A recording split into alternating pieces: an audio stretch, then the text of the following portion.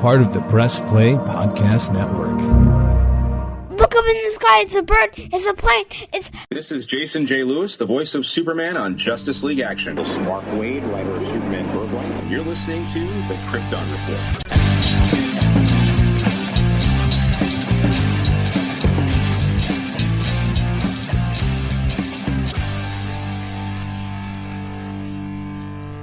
It's going to be interesting talking to you for the first time about it, not saying anything, and just seeing it a little bit ago. We're talking crisis. That's right, the midlife crisis that we all go to as we approach middle age. So welcome, sit back, and enjoy this very special Krypton Report, where James and I talk about the midlife crisis we're going through and how we're both buying matching Harleys and getting matching tattoos. Welcome. Excellent. I like it. I just told Jamie the other day, I said, it's time for my midlife crisis. Welcome to the Krypton Report. Hi, I'm Tyler. I'm the Superman of Blue, your host, with my co-host, James, the Superman of Red, Mr. James Cole, that is. Hello. Hello there. Yeah, you can't say that without automatically going. General Kenobi. Yeah. I've always joked that the one crisis that DC has never written is midlife crisis. I would just love to see that. But yeah, we are talking the new Crisis on Infinite Earths Part 1 animated film that ties into the Tomorrowverse. It just dropped this week on Tuesday. We are recording Thursday, so it's only been out for 2 days. We wanted to go ahead and knock this out. But yeah, if you're like Tomorrowverse, that includes the films such as Superman Man of Tomorrow, Batman The Long Halloween, the Supergirl Legion of Superheroes film, Green Lantern Beware My Power, Justice Society. Yeah, Justice Society World War II and Justice League War World. That's it, right? Yes. Yeah. Okay. This has been a very mixed reception universe. Oh, and Constantine. The Constantine House of Mystery short. It's very important. Ha! Speaking of, I told you that was him. And I'll spoil that when we get there. Oh, I totally knew. But I have detailed notes on this one. We got a couple news things. Not a whole lot, but a couple. It looks like the short list casting for Supergirl for the upcoming Superwoman Woman of Tomorrow film, which is a great story that we'll review in the future. I'm not really sure if the film's going to be a 1-to-1.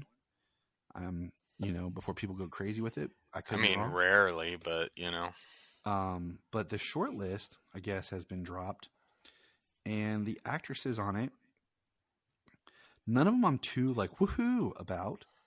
But the way that excuse me, I'm trying to pull up the names, but basically one of them is the girl who played the young version of the Targaryen on House of Dragons.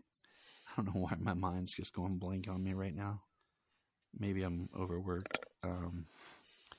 In the first episode, she's one. The other one is Meg Donnelly, who was on the Winchesters.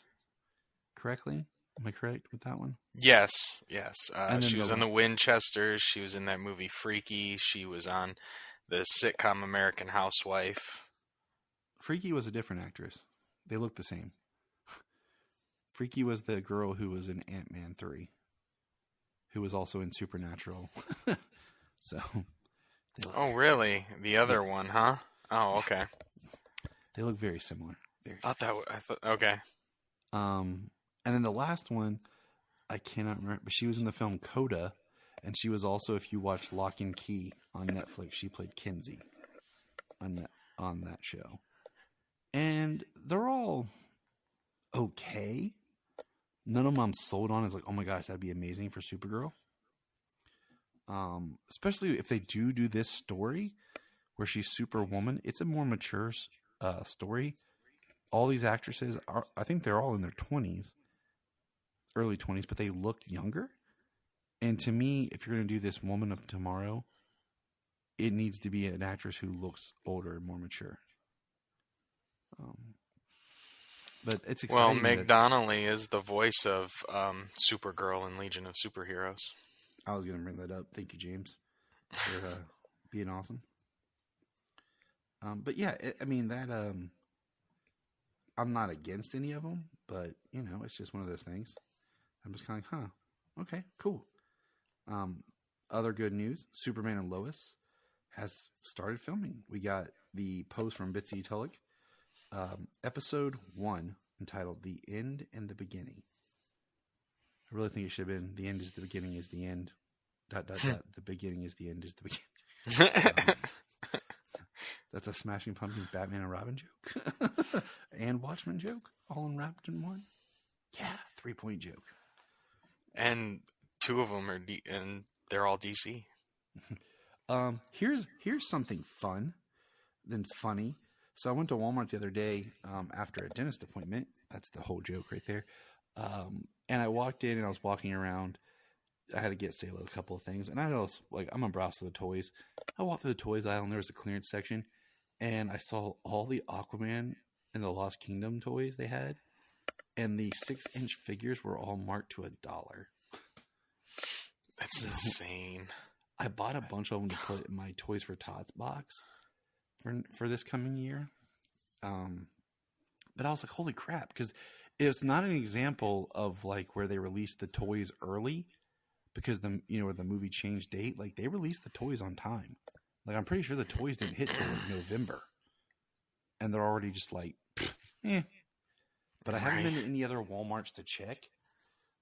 Like they had the Flash toys clearance, the little 6-inch or not 6-inch, like 3-inch figures, for like $2.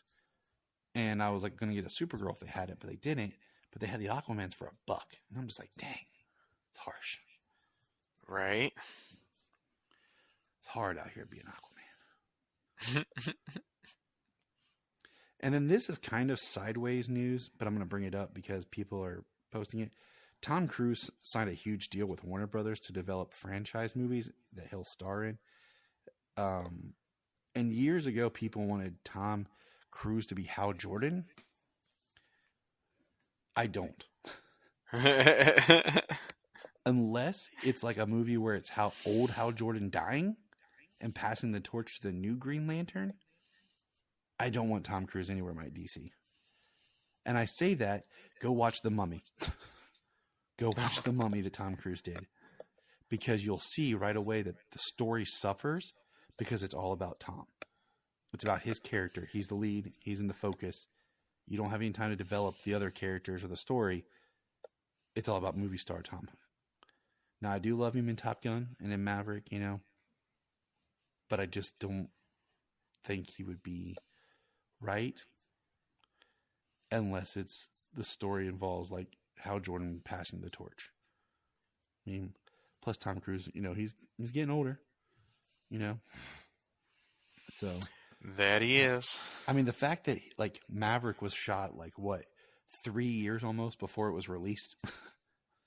You could definitely see some significant aging in Tom Cruise from how he looked in that movie compared to like when he did the little intro thing about welcoming you to the movie theater. Yeah. COVID accelerated 2020. Let's just say that accelerated everyone's years by like 10 or 5. We all reached 5 years in 2020. Okay. Even like immortal vampires like Tom Cruise. Exactly. They started showing some age. Okay. Not enough fresh blood. But that's all the DC news that I have. I don't think I missed anything. There hasn't been a whole lot. So yeah, I'm pretty sure that's it. That's all I got. And we got a little bit. I guess nothing concrete, but yeah. Just some talk, man. Some talk. Little bits. All right. Excuse me. Look forward to the actual casting of Supergirl. Yeah, I really look forward to when we actually get the first cast. It'll be the first non-Superman Legacy film casting. Now, I know Creature Commandos were picked. That's like a TV show. Yeah. The idea, though, of casting a Supergirl, like, and the Woman of Tomorrow story. I mean, yeah, that is a more mature Kara, but they don't want a mature actress playing the role. They need to get a handful of years. Mm-hmm. That's true. I mean, that's you very know, true. look at how people actually age, and we get these movies. That's why you should just start filming. Like, all right, we're going to sign you up for Supergirl. All right, we're going to do Woman of Tomorrow, okay, and the sequel back to back. Boom, we're knocking it out. Mm-hmm. So, and then you get two films about the same price as one because you budgeted it together and you shot it at the same time. Okay, let's try it. Okay, I'm just saying, let's try it. But let's get into Crisis. Now, this is interesting because it was part 1. And when it was originally announced, we all were like, oh, part 1. So it's going to be a 2-parter. And then we found out it's a 3-parter. And I was like, okay, how are we going to do a 3-parter? But all right, we all had our speculations. And just overall, what's your thoughts on part 1? Like, general, before you kind of break it down. I mean, generally, actually, I felt it was a really, really good, interesting way to tell the story. You know, lots of bits of Crisis that you would recognize, but it's not a 1-for-1. True. I think for a part 1, they did it better than the CW. Ooh. If you wanna talk about that, I mean, part 1 and part 2 on the CW were decent. You know, I mean, they were. it was really after the break when it kind of plummeted. I mean, yeah, the last 2 parts of Crisis. Part 4 was just a trippy experience of being in the Speed Force, but we got Ezra Miller.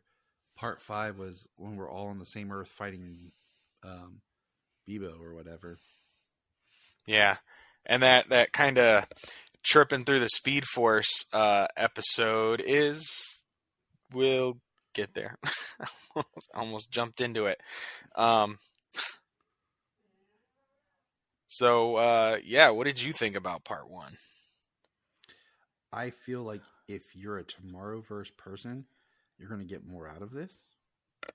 Absolutely. It took me a beat to a couple of things as we're watching it, to really appreciate what they were doing. And I think that it's important. I feel like all the Tomorrowverse films have been good enough, but their stories have just been, and the way they've been presented, it's just something's been off. I can't quite put my finger on it. They have the talent and the actors. Excuse me. But I enjoyed it. Janine and I watched it together because we always do. So we watched it a little bit later than we initially had planned because the kids kept waking up and bothering the crap out of us. I waited. So what was weird was we were going to watch it as a family, but then it said it was not rated. And I was like, oh, okay. Because I knew a couple of the Tomorrowverse films, a couple of the scenes kind of got a little dark. Mm-hmm. And I was like, okay, not rated. I'm like, that kind of makes me feel a little awkward, but we'll see. I was like, I'll watch it first. And I watched, and Solomon asked me, can I watch? I said, yeah. I was like, but the only thing is, part of it was going to be a little confusing.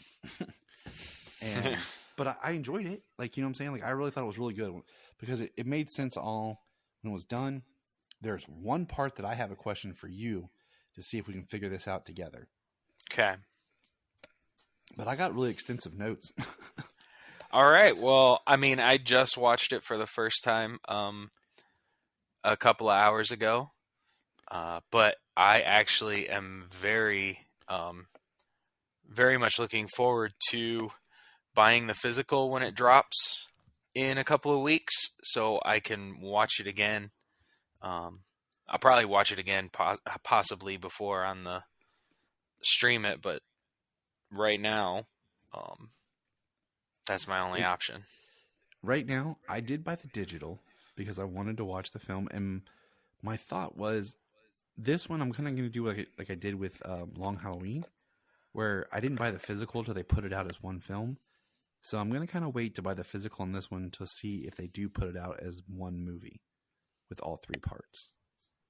It's going to kind of eat at me because I like having my physical, but I'm going to try to do that and see what happens. Maybe they don't, because they haven't done well, yeah, they have. Long Halloween was the last one they did in the Tomorrowverse. It was a 2-parter, so we'll see. But yeah, I'm just buying the digital at the moment, and of course, it's not streaming anywhere right now. You do have to rent it or, wait for it to stream. So here we go with our spoiler conversation on DC's Justice League Crisis on Infinite Earths, Part 1.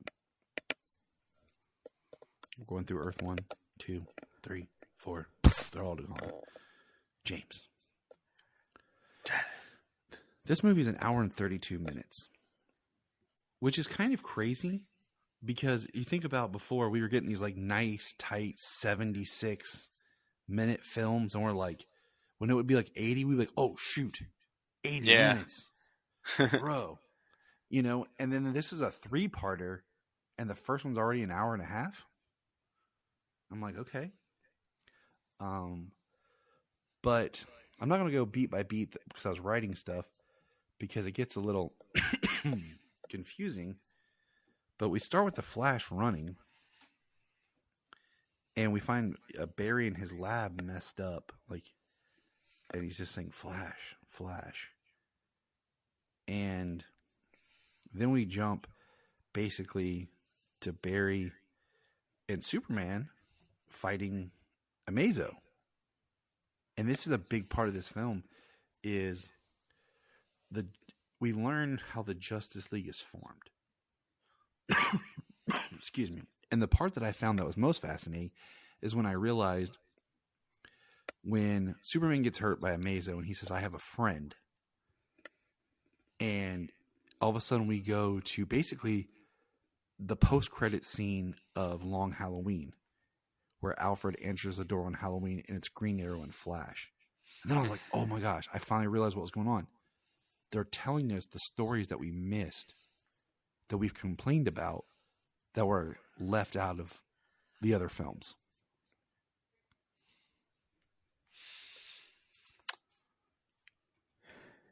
Yes, they were. And that was, that's something it was very cool to see that, but also it was like, man, they waited how many years to show us these? Because what we find out in this is the Flash is what they call time tripping. He's basically in his head, and there's scenes, because to go beat by beat, it'd be confusing because Flash is jumping around to several different points in time. When he met Iris, him and Iris's wedding day, and it's very interesting because the story is told from a very non-linear point of view. Flash has he mentions how he never really knows where and when he is. When things happen, he kind of just he wakes up conscious in a part of his life where he's old, very old. He wakes up in a part of his life where he just met Iris. A part of his life where the day he was marrying Iris, and then parts of his life on Earth 3 when he first saw the antimatter wave. Yes. So it takes a minute once, watching it, especially not knowing that going in. It takes a minute, like, what's going on here? But it really starts to make sense and put itself together. It does. And that's why I really am going to watch it again. I wanted to watch it again before this because I think I'll enjoy it more the second time. because of this. Now, as we're jumping on around, and we'll try to cluster the events as much as I can. There is Barry on Earth 3, and that's when he goes and we see the crime syndicate get destroyed by the antimatter wave, and there's an old hobo there. James, would you like to talk about the old hobo? Yeah, so that is the hobo that Jon Stewart rescued from getting beat up in Green Lantern Power, and I said that I bet that's Constantine. And it is Constantine. And it is Constantine. So now that we're talking about Constantine, my question to you is, how do you feel about Constantine and the Flash basically being made the pariah, I guess, in part 1? Yeah, so Constantine basically is pariah. And if you go back, and that's why I say the Constantine House of Mystery short is important, because in this film, he drops a line about his punishment. Mm-hmm. And if you watch in the House of Mystery, John is given basically paradise, but he rejects it and keeps corrupting it. And he's faced against the spectrum.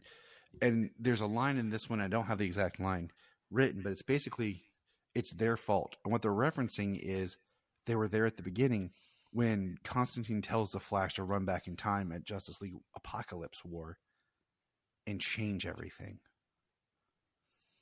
And so, having seen House of Mystery, it really rolls into how John Constantine is the pariah of this. And I thought that was great, because it makes the pariah character important. You know? It does, yeah. I thought that was really awesome. The way that he was on every Earth when it happened. And you know, the punishment aspect, like, yeah, he twisted it and he punished himself, and he's still punishing himself. And then I don't think it's the end for Barry. I thought it was going to be. I thought it was going to be when he ran himself to death in Crisis, but he's still very old, and he still needs to. Spectre told him that, like, it wasn't over. Yeah, he would have time to say his goodbyes. Yeah. It was heavy. Like I said, we're jumping around because it is a lot to try to break down because of the non-linear storytelling.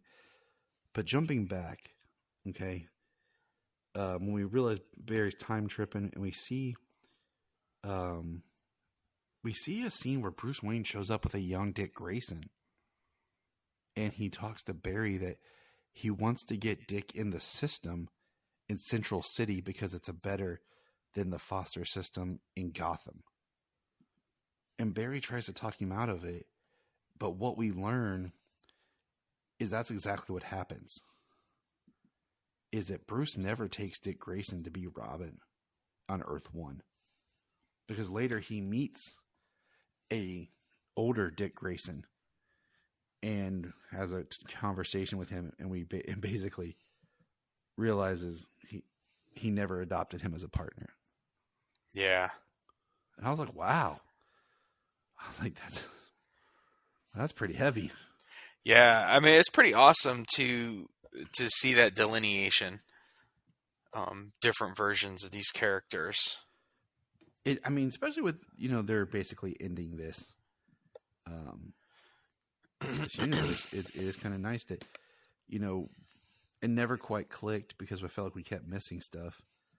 And the fact that they changed it up. This is officially Earth 1. Well, it's officially Earth 1. I mean, so I feel like the fact that the Tomorrowverse is not very long is actually in its favor for this Crisis. Yeah. It's not an entire, it's not too many movies, too much time. That, because yes, we have complained about it, but it's really awesome to see some of those bits of time filled in, because like we see when they're creating the Justice League that the Green Lantern they approach is Hal, and we know that Hal was on the Justice League, but he's dead in the future after Beware My Power. Yeah, because they reference Hal in Beware My Power. So Well, he was controlled by Parallax in Beware My That's what I'm saying. Power. Like, it was because when John shows up, they reference, the other Green Lantern, and then as we're going through this and through time, when we're at Flash's wedding, John Stewart is his best man. Yeah, and then Superman and Batman are off world at that time. That's when they're on World. I love when Flash's wedding. Oh, nice! I didn't pick up on that. Because I like Harbinger shows up. Yeah. I like the joke though when they meet Hal, how Green Arrow says that he doesn't think he could stand that guy. Just kind of Jania a joke against the was it Hard Traveling Heroes story where they're like the greatest of friends.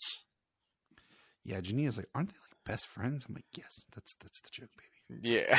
I will say I loved Green Arrow in this because he was so much fun. Like when they show up at Bruce Wayne's house and he's like, Oliver Queen, Barry Allen. I'm like, Bruce Wayne's Batman? He's like, I would have figured, how'd you figure out my secret identity so fast? And he just pulls up a file and it's like, it's showing how it breaks down. It's like Oliver Queen. He's like, I would have figured yours out. Eventually. And it's got all of his known associates on it and everything. Yeah, his skills. Like, yeah. He's like, all right. So it was just Green Arrow. Like I told Jania as we were watching, I was like, I love when they actually do a legit version of Green Arrow. Yeah, he's not just a mirror version of Batman. Yeah, he's the fun, and we see them recruit Vixen. That was different, an early member of the Justice League. Martian Manhunter, of course, pulling back in from the previous films he was part of. I'm going to start using Zippy Rodriguez instead of Speedy Gonzalez. Oh, yeah. That Johnny Quick line was really good.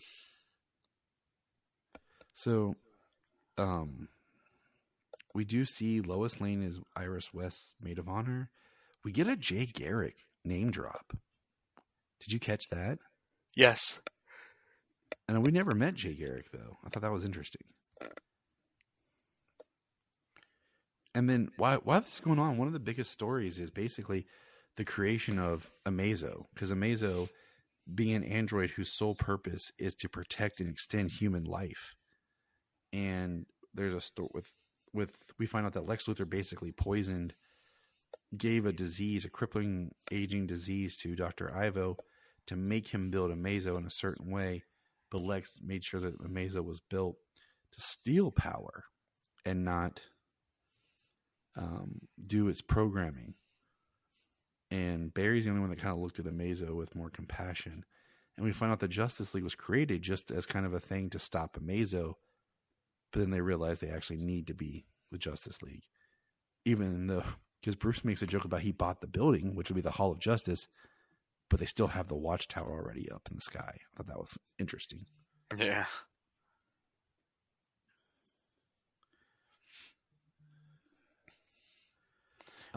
Yeah, definitely watching it multiple times just to kind of get the delineation a little more straight.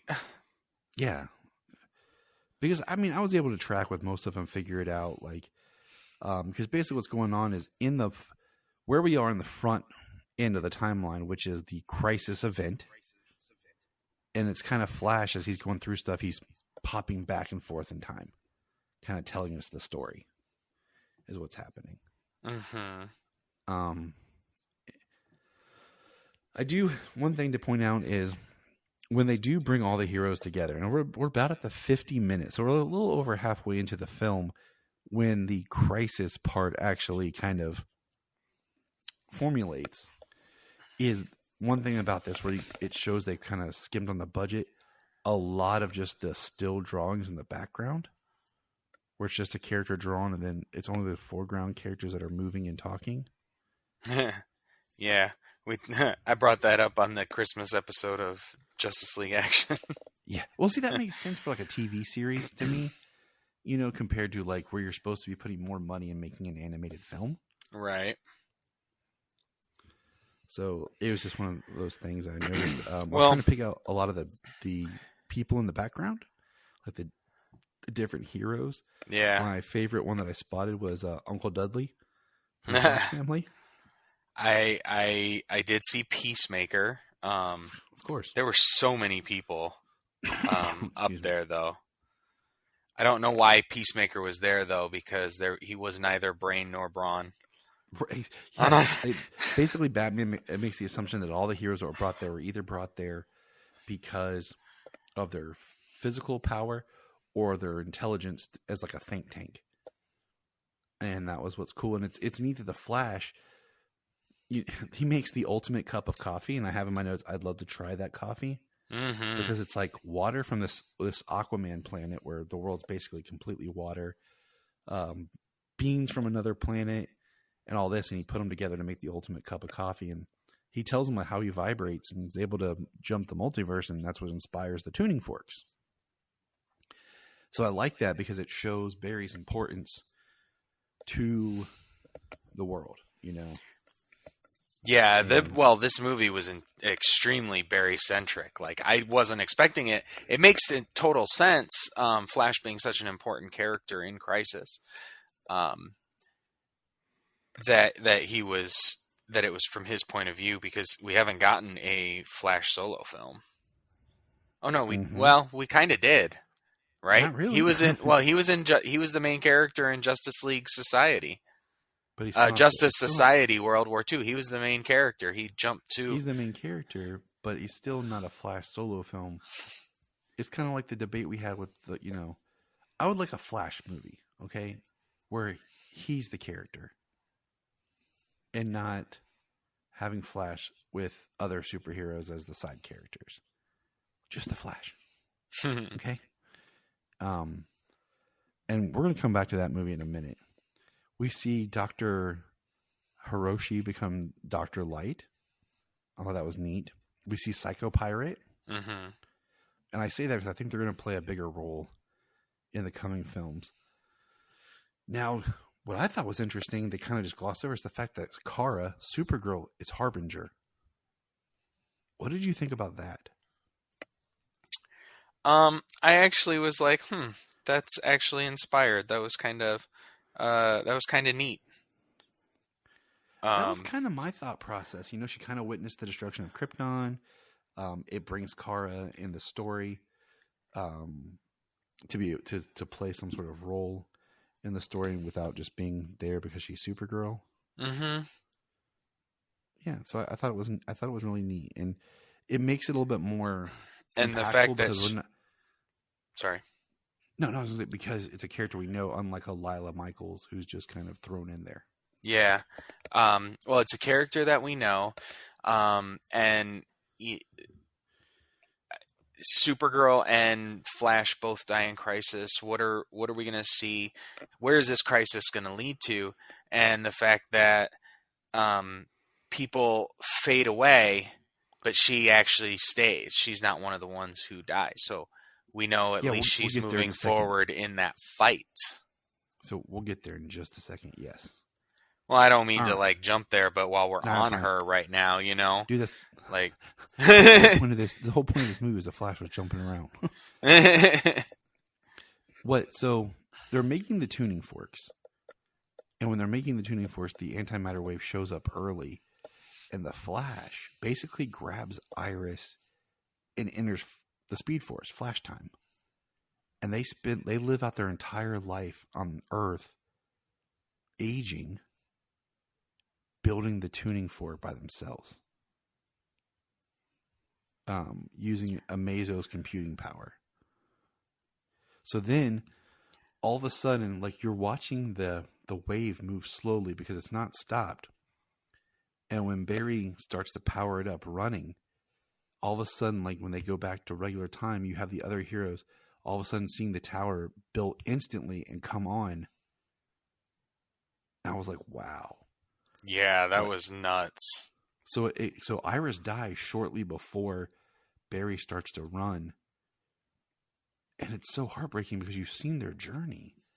And that's why I look forward to watching it again. And like it starts to explain why he's time skipping, is because it's old Barry in hyper time jumping around in his mind.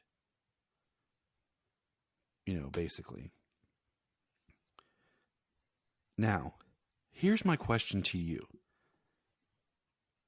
We meet Wonder Woman with Superman. Okay? And they're a couple. I took that as the World War II Justice Society Wonder Woman. But she died, right? No. She did not die. No, Steve died. Steve died. So I took it, that's what I meant. God, I'm slow. So I took it as that Superman and Wonder Woman that we had met in that film were those two. It's very possible. I believe that she's the Wonder Woman.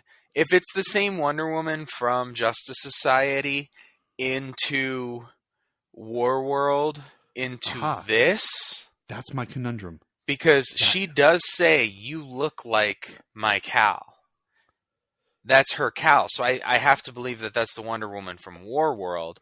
But is that the same Wonder Woman from... That's my conundrum here. Because in the Tomorrowverse, there was no Wonder Woman on the Justice League. There wasn't, and until we got to World, but I swear there's a line about Wonder Woman being off-world or Wonder Woman not being there. And I thought that unless I have not rewatched War World to find out what they have to say about Diana at all. Because I hated that movie until the last 10 minutes. I'll probably watch the last 10 minutes. But that was my conundrum. But that probably won't get you what you're missing. It's when they get pulled out of there. You know what I'm saying? Yeah. Because Batman and Superman are abducted together to go to World. And we know somehow the Trinity gets there. But I was trying to figure out, was there a Wonder Woman that we were missing? Because did somebody else reference Wonder Woman from our Justice League on Earth 1? So I thought somebody did at some point. And nothing that I can say for sure. And that's what I'm saying. That's my big conundrum issue here. I need to go back through, because why would Wonder Woman be plucked from another Earth and put on World? Well, the Martian Manhunter was from another Earth. Like War World or Mongol. I'd have to watch it again, but it was people from across the multiverse. It wasn't like See, I didn't take it that our way. standard. No, that's how it was in War World. See, I don't remember. That's how that. they discussed it. Yeah. Because I thought Mongol was the person that hired Lobo, because remember Lobo referenced someone hired him in Man of Tomorrow to get Superman. So, well, I mean, going all the way back there, but no, the people, like the Martian Manhunter, because Martian Manhunter died in that one. So that means because Martian Manhunter was with the Monitor, right? Because I know we saw him in the flashbacks forming the Justice League, which makes sense. But in the end, with the Monitor, was Martian Manhunter there? I don't know. See? That's what I've I'm only saying. watched that once, and I've only watched Warworld once. Same here, because I But just did not like Warworld. it didn't line up for me being able to rewatch that before watching Crisis, which I normally would, especially seeing as like Warworld was only a lead-in to Crisis. Yeah, World War is a pile of shit. Sorry. So maybe it has some elevation after Crisis is revealed, but I don't know. And that's, like I said, that was my big kind of like talking point I wanted to go over with you, because the Wonder Woman aspect of it, because it felt like, oh, this is World War II Wonder Woman with her Superman. Makes sense. Well, then where's the other Wonder Woman? You know, who was she? Where did she come from? I feel like we had that discussion as to who this Wonder Woman was in Warworld, but I don't know that we landed on if it was the same one from Justice Society.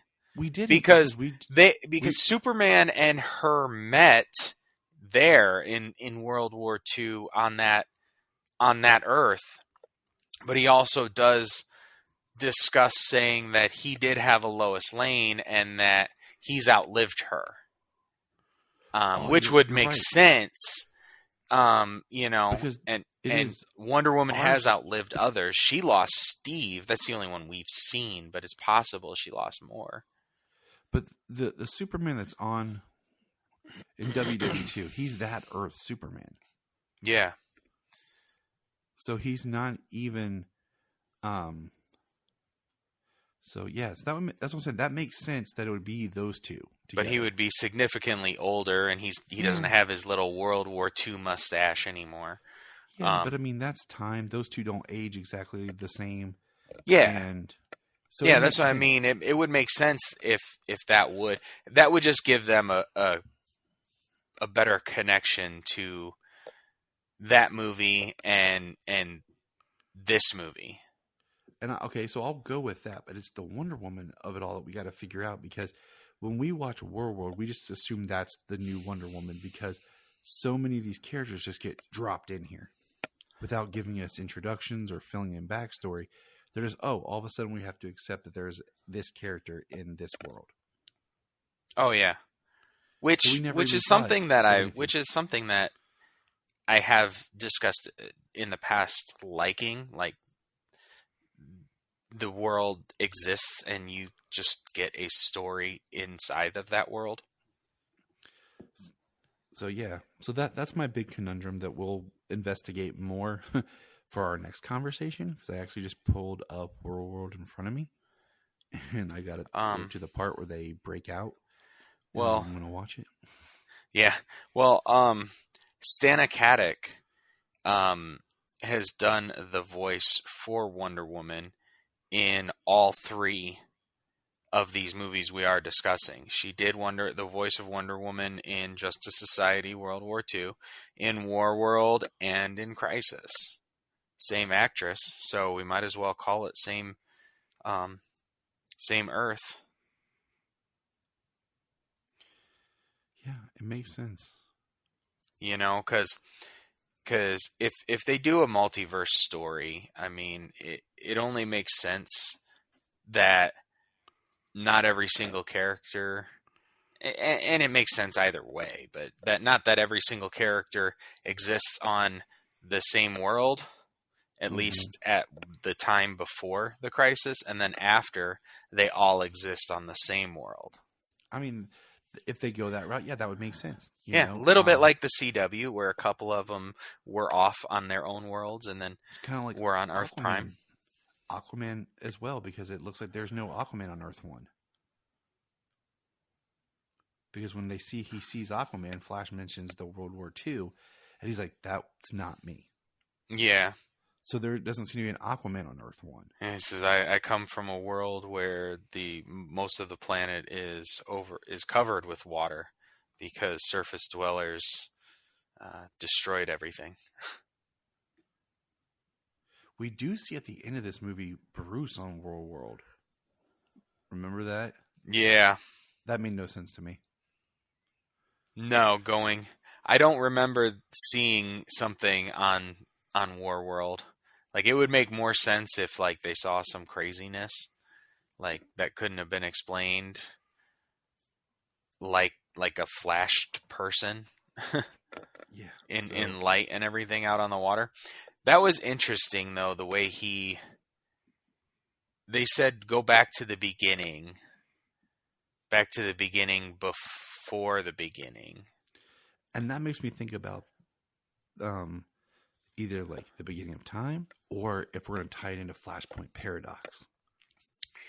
Well, that's what I mean. Like, are they talking about before the reset? Like, before Flash did his reset both times? Or are they talking about the setting it up like the beginning of time, where the Anti-Monitor is born? I'm intrigued because the reference points of basically having this be the reboot from Apocalypse War, and then the idea that Flashpoint, the Justice League Flashpoint Paradox, started the last universe. It makes it interesting. And we had talked about where they pull in like other animated series type things for the other worlds and stuff. And in this film, no. But we got 2 more to go. And this film ends where basically they stopped. They saved the Earth. That one Earth. I don't know. It doesn't. Maybe they saved multiple Earth. I don't know. I feel like they just saved the one. But I mean, from the look of it, it looked like it was the orrery. Like, they were like in the bleed or something, and they were looking upon the orrery of Earths. Okay. And it looks like they were able to erect a lot of those tuning forks on different Earths, and multiple Earths were spared in that moment. Good. But then people start disappearing, like the blip. And basically they're being erased from time and existence because time has been changed. I still call it the snap. Yeah. So basically, the episode ends with Brainiac from the future disappearing, and then other people there disappearing from time. Dawnstar disappearing. Doesn't really show a whole lot of other people, just a few. Because the 2 they show are from the future. Psycho Pirate does go down like he's being affected, but we don't see him disappear. Kara's calling for the Anti-Monitor, but he doesn't show up. He doesn't even look over, so we don't see him again. It's actually a very, very cliffhanger ending. And I thought it was really interesting because I was like, okay. Because I was kind of like, when it was ending, I was like, okay, so what is the really, like, I know the Anti-Monitor is still to come. So I was kind of like, okay, what is the next? Yeah. Well, they did discuss how the wave adapted and changed and sped up, as if it was sentient, being controlled, and found out what they were doing and adapted. So I'm intrigued. You know what I'm saying? Like, this, it's funny how this is getting a lot of mixed reviews. And, Brian watched, he said it was kind of a doozy. And I said, well, I think you got to kind of know the Tomorrowverse films because you're popping in and out of them. And it really helps if you know those films. And he was like, and he said to me, how do you remember some of this stuff? I'm like, the details, I just do, man. I just do. Yeah, like it's why we do what we do, I guess. So I'm like, and I am looking forward to rewatching this, and probably the next time we get back together and talk, maybe we'll have figured this out. And kind of the whole Wonder Woman conundrum thing. So that's the goal, anyways. Yeah, I'll have to watch Justice Society and War World together, before and rewatch Infinite Crisis or Crisis on Infinite Earths. But all right, man. Any final thoughts, ratings? Like, what would you give this, letter grade wise? I don't know about like mixed reviews on this because I liked this one more than I've liked the last few. Like, I think the last couple that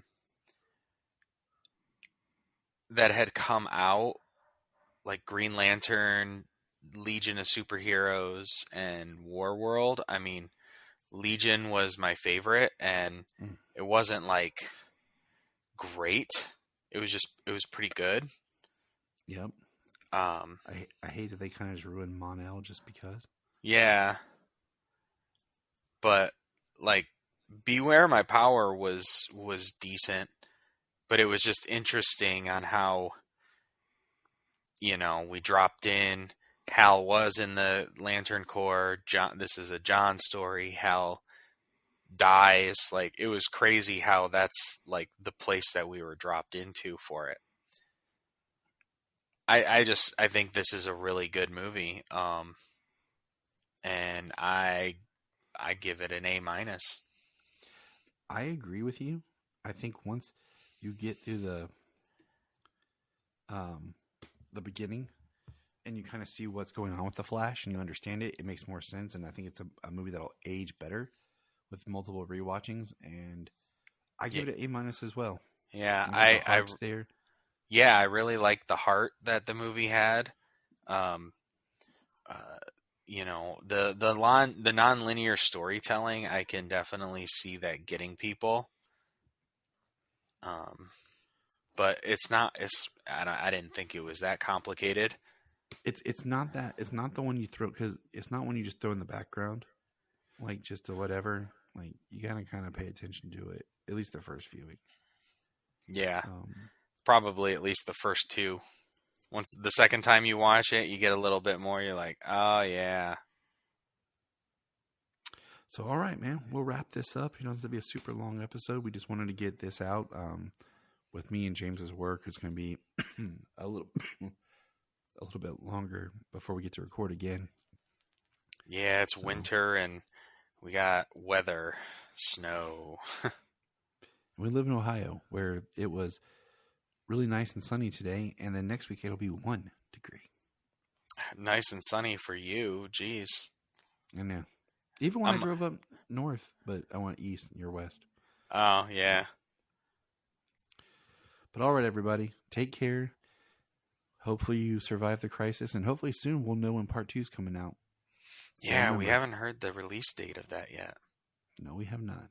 I was hoping there'd be a tease for part 2 at the credits, or like when they used to put a trailer featurette of the next animated film. Yeah, I was hoping for that, especially for it being part 2, because they've got to be pretty much done with all 3 parts at this point. Yeah, they should. It's animation. It's just kind of the way it's the way. And I hope that all 3 parts come out this year. I'm pretty sure that is the plan. 3 parts of that and 2 parts of Watchmen. Yeah, that'd be 5 movies for this year, plus the Aztec Batman. Oh, I totally forgot about that. Yeah, I'm not super thrilled for that one, just because if it's good, it's great. But I didn't like the anime Batman, so right. We'll see. And remember, Look up in the sky. We just want to say, if you've enjoyed this podcast, please check out other podcasts on the Press Play Podcast Network. If you are like Tyler and James and can't get enough Super Talk, Check out these other podcasts: Digging for Kryptonite, Supergirl Radio, The Last Sons of Krypton, the Superboy Legacy Podcast, All-Star Superfans, Superman the Animated Podcast, The Aspiring Kryptonians, Always Hold On to Smallville, The Geek of Steel, and Truth, Justice, and Hope. Remember to check out Krypton Report on all social media platforms. Go to linktree.com/Krypton Report. You find all of our information. I want to give a quick shout out to some of our other favorite podcasts from Press Play and other podcasting networks. Books with Brooks, the Fanfare Podcast, which is a great movie rating podcast. Gravely Amusing with our best pal Brian. I also want to shout out the other show, Brian the Guys, that I often guest on as one of the guys with our pal Brian. Also check out The Confessing Heretics, where Jania talks about the abuse and things that she witnessed through growing up in the church and what shaped her future.